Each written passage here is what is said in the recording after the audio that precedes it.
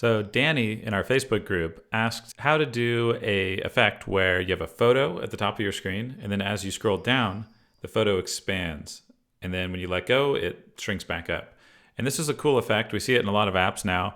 I first remember seeing it in the Path app, and at the time I thought it was so cool. It's really easy to set up inside of Flinto's Behavior Designer. So I'm going to walk you through how to do that. And if you're not a member of our Facebook group, I'll put a link in the description. You should join. There's a lot of people in there asking questions, sharing tips, sharing their work, getting feedback. So it's a pretty nice place to discuss any Flinto related topics.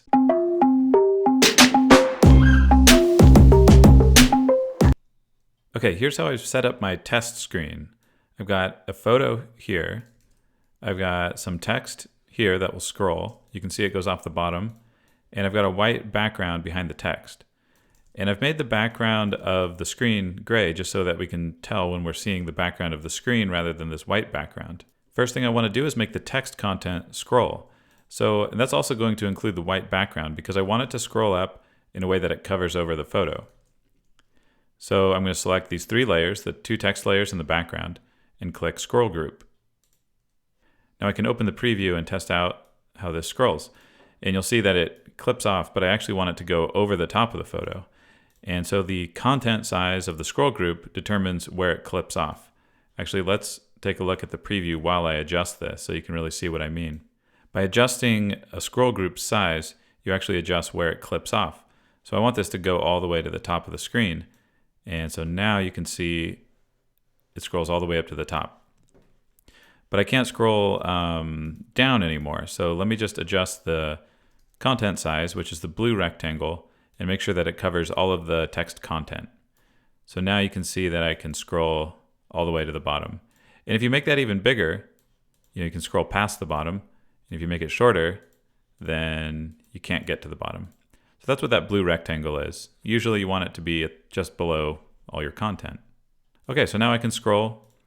But what I want to do is make this effect where the photo zooms up so that as I scroll down, I don't see that gray area, and there's a cool effect where the photo kind of stretches and bounces.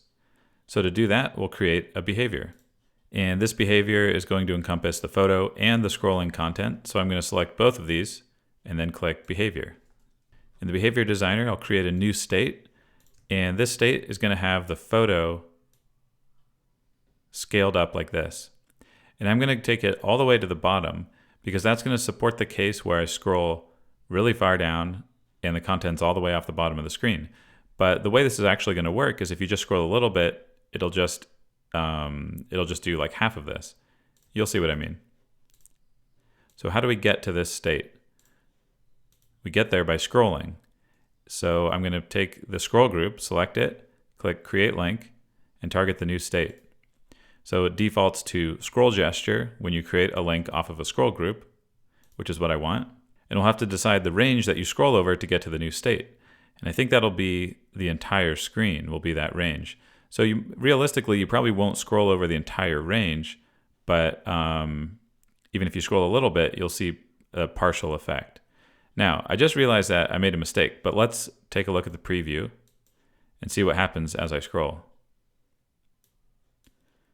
Okay, so that looks kind of cool, but that's not what we were going for, is it?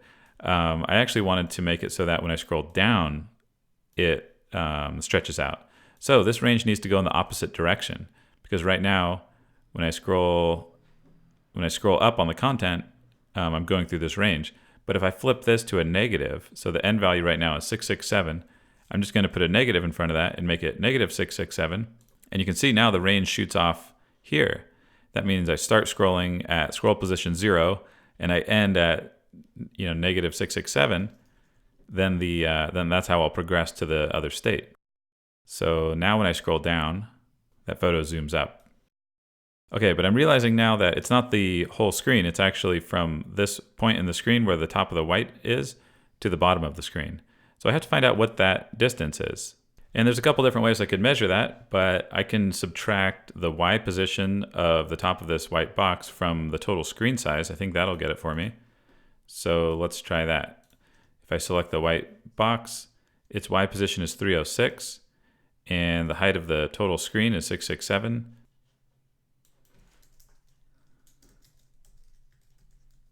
So that gives me 361. I'll turn that into a negative, and now let's try it. All right, that looks like the correct range. And you don't have to get the exact number there. As long as it scales up faster than you're scrolling down, you'll get the right effect.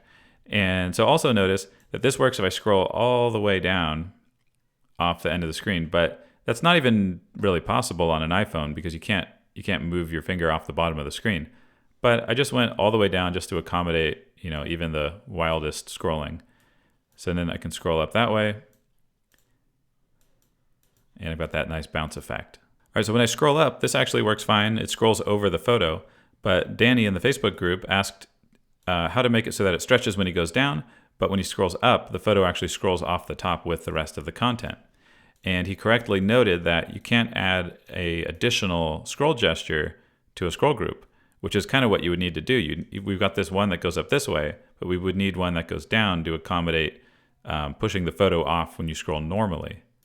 So to handle that, we can create an additional behavior and put it on the same group. So I'm going to finish with this behavior. I'm going to call this one header stretch, or I'll call it photo stretch. Exit out of the behavior designer. And now this group that we added the behavior to, I can add a second behavior to it. So I'll say add behavior, new behavior. And in this one, there's going to be a second state where the photo is just pushed off to the top of the screen. And again, I'll take the scroll group, create a link, target the new state.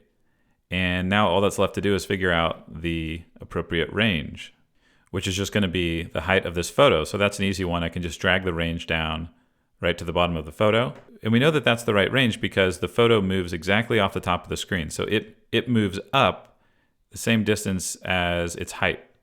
And so that's why the scroll range is equal to its height. And that means that as we scroll, it's going to move at a constant rate. It'll just look like normal scrolling.